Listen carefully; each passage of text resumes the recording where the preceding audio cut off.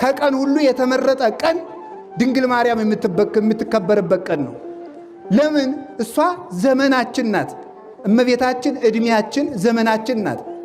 የትንቢት መከር የሸከፍንባት ማይረረ ትንቢት ማርያም ዘመነ ጽጌ እንግዳ ይላታል ሊቁ። በእውነቱ ማይረረ ትንቢት ማርያም የትንቢቱን አዝመራ የጠገብንባት ዘመን እመቤታችን ጻድቃንንም ትቀበላለች፣ እኛን ውሾች።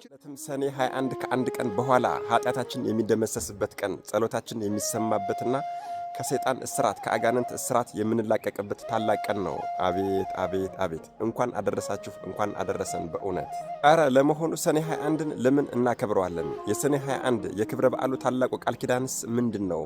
ሰኔ 21ና ሰኔ ጎልጎታ ጸሎትን ምን አገናኛቸው?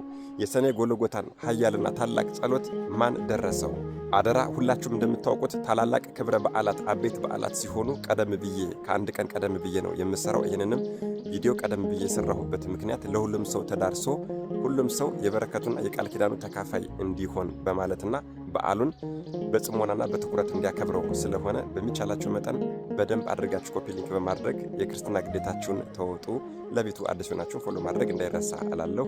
ሰኔ 21 አምላክን የወለደች የእናታችን የቅድስተ ቅዱሳን የቅድስት ድንግል ማርያም ወላዲት አምላክ እመብርሃን ዓመታዊ የመታሰቢያ በዓሏና በዓለም ሁሉ በዓለም ሁሉ የቅድስት ቤተ ክርስቲያን የመታነጽ ክብረ በዓል መሆኑን ስንቶቻችሁ ታውቃላችሁ? ጥንተ ነገሩ እንዴት ነው? የታሪኩ አመጣጥ እንዴት ነው ያልን እንደሆነ በኬልቄዶን አውራጃ በቂሳሪያ ሀገር የእናታችን የቅድስተ ቅዱሳን የቅድስት ድንግል ማርያም ወላዲት አምላክ እመብርሃን ቤተ ክርስቲያን ያለ እንጨት ያለ ጭቃና ያለ ውሃ ያለ እንጨት ያለ ጭቃና ያለ ውሃ በሶስት ድንጋዮች ብቻ። እነዚህ ሶስት ድንጋዮችም እንደ ሰም እየቀለጡና እንደ ሐረግ እየተሳቡ በልጇ በወዳጇ በጌታችንና በአምላካችን በመድኃኔ ዓለም በኢየሱስ ክርስቶስ በራሱ እጅ ቤተ ክርስቲያኗ የታነጸችበት ቀን ነው ሰኔ 20። ልብ አድርጉ። ስለዚህ በዓሉ የሚጀምረው ከዋዜማው ከሰኔ 20 ነው ማለት ነው። ጌታችን አምላካችን መድኃኔ ዓለም ኢየሱስ ክርስቶስ ከሰማየ ሰማያት እናታችን ቅድስተ ቅዱሳን ቅድስት ድንግል ማርያምን ይዞ ወርዶ ቅዱስ ሚካኤልን በቀኙ ቅዱስ ገብርኤልን በግራው እልፍ አእላፋት ቅዱሳን መላእክትን ደግሞ በፊት በኋላ በቀኝ በግራ አስከትሎ ሰኔ 20 ቀን በኬልቄዶን በቂሳሪያ ተገኝቶ ሁላችሁም እንደምታውቁት ቅዱሳን ሐዋርያት መንፈስ ቅዱስ ከወረደላቸው በኋላ በበዓለ 50 ዓለምን በሙሉ በአህጉር ተከፋፍለው ወንጌል ለአሕዛብ እየሰበኩና አሕዛብን በአብ በወልድ በመንፈስ ቅዱስም እያጠመቁ ወደ ክርስትና ሃይማኖት ወደ ክርስቶስ ኅብረት በሚመልሷቸው ጊዜ የግል ቤታቸውን ነው እንጂ የሚሰጧቸው የነበረ ቤተ ክርስቲያን አልተቋቋመም፣ ቤተ ክርስቲያን አልተሰራም፣ አልተመሰረተም ነበር። ቅዳሴ የሚቀድሱበት ቅዱስ ቁርባንን የሚያቀብሉበትና ቅዱስ ቁርባኑን የሚያሳርጉበት ስርዓቱን የጠበቀ ቤተ ክርስቲያን አልነበራቸውምና ሐዋርያትም ምእመናኑም እጅግ በጣም ያዝኑና ይተክዙ ነበረ። ታዲያ በዚህ ምክንያት ብርሃነ ዓለም ቅዱስ ጳውሎስ፣ ቅዱስ ባርናባስና ምእመናን ወደ ክርስትና የተመለሱ ምእመናን በአንድ ላይ በህብረት ሆነው ወደ ሊቀ ሐዋርያት ወደ ብርሃነ ዓለም ወደ ቅዱስ ጴጥሮስ እንዲሁም ደግሞ ስለ ሌሎቹም ስለ 12ቱ ሐዋርያት ስለ ቤተ ክርስቲያን መታነጽና ስለ ቤተ ክርስቲያን መሰራት ጥያቄ አቀረቡ። ታዲያ ሊቀ ሐዋርያት ቅዱስ ጴጥሮስና ሌሎችም ሐዋርያት እንደዚህ ብለው መለሱላቸው። እኛ ሐዋርያት ከጌታችንና ከአምላካችን ከመድኃኔ ዓለም ከኢየሱስ ክርስቶስ ፈቃድ ውጪ ምን ማድረግና መፈጸም አንችልም። ነገር ግን የጠየቃችሁ ጥያቄና ያነሳችሁት ሐሳብ እጅግ በጣም ትክክለኛና ዋና ሐሳብ ስለሆነ ዝም ብለን ልንቀመጥ አይገባምና ጥያቄያችንን እንጠይቅ፣ ጸሎት እናድርግ፣ ሱባኤ እንያዝ ተባባሉ። በዚህ ንግግር መሰረትም ሐዋርያቱም ምእመናኑም በአንድ ላይ ሆነው በህብረት ሱባኤ ይዘዋል። በሱባኤያቸው መጨረሻ ማለትም ሰኔ 20 ቀን ክብር ይግባውና ጌታችን አምላካችን መድኃኔ ዓለም ኢየሱስ ክርስቶስ እናታችን ቅድስተ ቅዱሳን ቅድስት ድንግል ማርያምን ቅዱስ ሚካኤልን በቀኙ ቅዱስ ገብርኤልን በግራው እልፍ አእላፋት ቅዱሳን መላእክትን አስከትሎ ወረደ። ከዚያ ሳትሉም እንዴ እጅግ በጣም በሚገርምና በሚደንቅ ደስ በሚል ሁኔታ በዓለም በሙሉ ተከፋፍለው ተበትነው ያሉትን ሐዋርያት በሙሉ እስከ ፊልጵስዩስ ድረስ በደመና እየጫነ ሐዋርያቱን በሙሉ እየነጠቀ በአንድ ላይ ሰበሰባቸው። ታዲያ ሁሉንም ከሰበሰባቸው በኋላ ባረካቸውና እንደዚህ አላቸው። ይህች ቀን በአራቱም ዓለም በአራቱም ማዕዘን በእናቴ በወላጅ እናቴ በቅድስት ድንግል ማርያም ስም በአራቱም ማዕዘን በእርሷ ስም አብያተ ክርስቲያናትን እንድታንጹ ፈቃድ የሰጠሁበት የተባረከ ቀን ነው አላቸውና ወደ ከተማዋ በስተምስራቅ በኩል አውጥቶ የቤተ ክርስቲያኗን መሰረት እንደዚህ አድርጎ ወሰነላቸው። አዎ በእናቱ በእናታችን በቅድስተ ቅዱሳን በቅድስት ድንግል ማርያም ወላዲተ አምላክ እመብርሃን ስም ከሶስት ድንጋዮች ያለ ውሃ ያለ ጭቃና ያለ እንጨት እነዚህ ሶስት ድንጋዮች እንደ ሐረግ እየተሳቡ እንደ ሰም እየቀለጡ በሶስት ድንጋዮች ብቻ በሐዋርያት እጅም ውስጥ እየለመለመች በሶስቱ ድንጋዮች የመጀመሪያዋን በእናታችን በቅድስተ ቅዱሳን በቅድስት ድንግል ማርያም ስም የተሰየመችውና የተጠራችውን የመጀመሪያዋን ቤተ ክርስቲያን በእጁ ሰርቶ ጨርሶ አሳይቷቸዋል። ወገኖች ይህም የሆነውና የተደረገው በሰኔ 20 ቀን ነበረ። በዋዜማው በሰኔ 20 ቀን ከዚያም ጌታችን ነዋየ ቅድሳቷን አልባሳቷንና መሠዊያዋን ከሰማይ ሰማያት ወርዶ አዘጋጀ። እጁንም በሐዋርያት አለቃ በሊቀ ሐዋርያት በቅዱስ ጴጥሮስ እጅ ላይ ጫነና በአራቱም ማዕዘን እየባረከና እየቀደሰ አርሳይሮስ ብሎ ሾመው። ይህም ማለት ሊቀ ጳጳሳት ማለት ነው። ታዲያ ወገኖች በዚህ ጊዜ ለሊቀ ሐዋርያት ለቅዱስ ጴጥሮስ በሰማይም በምድርም ያሉ ፍጥረታት በሙሉ ቅዱሳን መላእክትም ሰዎችም በሙሉ ይገባዋል እያሉ አሰምተው ተናገሩ። ታዲያ ወገኖች ጌታችን አምላካችን መድኃኔዓለም ኢየሱስ ክርስቶስ የቤተ ክርስቲያኗን ሥራና ሥርዓቷን እንዲሁም ደግሞ ሹመቱን ጥንቅቅ አድርጎ በሰኔ 20 ቀን ከጨረሰና ከፈጸመ በኋላ በሰኔ 21 ቀን ቅዱስ ቁርባኑን አዘጋጅቶ ቅዳሴውን ቀድሶ የራሱን ቅዱስ ሥጋና ክቡር ደም ለሐዋርያት አቀብሏቸዋል። ቅድስት ቤተ ክርስቲያንንም በዚሁ ቀን አክብሯታል። አንዳንድ መጽሐፍት ላይ ደግሞ ሐዋርያት ቅዳሴውን ቀድሰው ለምእመናኑ ለሕዝቡ በሙሉ ቅዱስ ቁርባኑን አቀብሏል የሚሉም አሉ። ይሄም ሁሉ የሆነውና የተደረገው በተባረከች ቀን በሰኔ 21 ቀን ነው። ጌታችንም ይህንን ካደረገና ከፈጸመ በኋላ በክብር ወደ ሰማይ አድርጓል። ቅዱሳን ሐዋርያትም በጌታችን ትእዛዝና ፈቃድ መሰረት በዓለም ሁሉ እየዞሩ በእናታችን በቅድስተ ቅዱሳን በቅድስት ድንግል ማርያም ስም አብያተ ክርስቲያናትን አንጸዋል።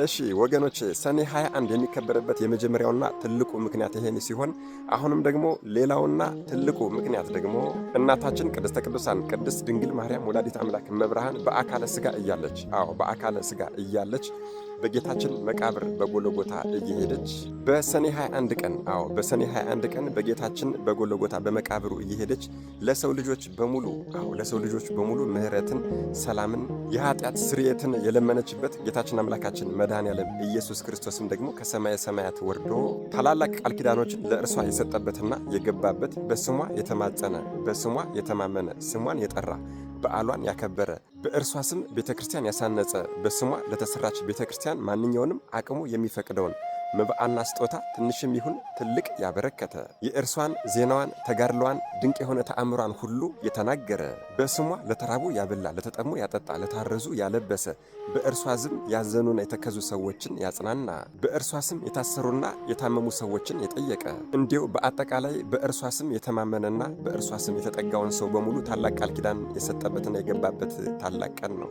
ይህንን ለማወቅና ለመረዳት ደግሞ በአካለ ሥጋ እያለች እስከ 64 ዓመቷ ድረስ እስከ 64 ዓመቷ ድረስ በአካለ ሥጋ አብሯት የኖረው ቅዱስ ዮሐንስ ወልደ ነጎድጓድ ቅዱስ ዮሐንስ ፍቁረ እግዚእ በመንፈስ ቅዱስ ተመርቶ የደረሰውን የሰኔ ጎልጎታ የሚለውን ጸሎት ማየትና መጸለይ ማንበብ ተገቢ ነው። ወገኖች በዚህ ቀን ከሰኔ 20 ጀምሮ እስከ ሰኔ 21 ድረስ በእነዚህ በሁለቱ ቀኖች ውስጥ የሰኔ ጎልጎታ የሚለውን ጸሎት መጸለይ ተገቢ ነው። ምክንያቱም እናታችን ሩህሩሃ የዋሃ ቅድስተ ቅዱሳን ቅድስት ድንግል ማርያም በአካለ ሥጋ እያለች በሰኔ 21 ቀን በጌታችን መቃብር በጎልጎታ ተንበርክካ የጸለየችው ጸሎት ነው።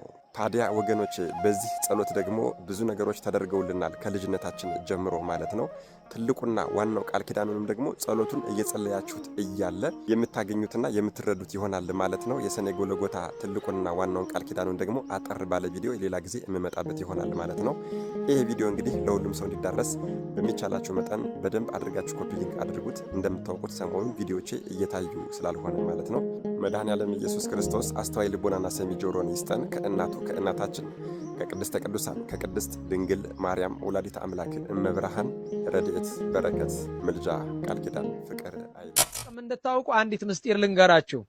ሰኔ ጎልጎታ ከሰማይ ከእሳት የምንድንባት ጸሎት ናት። የምንድንባት ግን ጸሎቷን አሁን አንዳንድ ሰው ይላል እናንተ ለምንድነው ስንፍና የምታስተምሩ ይላል። ስንፍና አይደለም። እዚህ ውስጥ የተጻፈው ጸሎት ብቻ አይደለም፣ 6 ትእዛዛት ናቸው የተጻፉት። ሰኔ ጎልጎታን ሰው የሚጠቀመው በማንበብ ብቻ አይደለም። ውስጥ ላይ የተጻፈው የሚለው ስላንቺ ብሎ እንዲህ ያደረገ የሚለው እኮ ምግባር ነው፣ ቅድስና ነው እኮ እሱ ራሱ።